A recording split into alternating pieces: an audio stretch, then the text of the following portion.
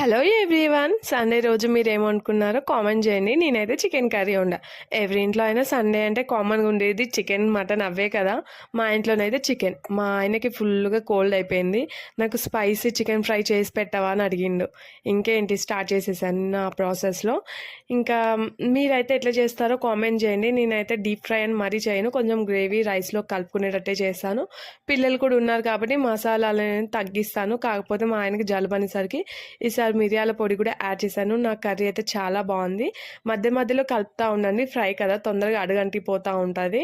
ఇంకా నేను అంత పర్ఫెక్ట్ అని చెప్పలేను కానీ పర్లేదు, మా ఇంట్లో వాళ్ళు తినేటట్టు అయితే బాగానే చేస్తాను. ఇంకొకటి, ఎప్పుడైనా సరే చికెన్ ఫ్రైలో కరివేపాకు వేయండి, చాలా బాగుంటుంది. నా దగ్గర లేదు, అందుకే స్కిప్ చేసిన.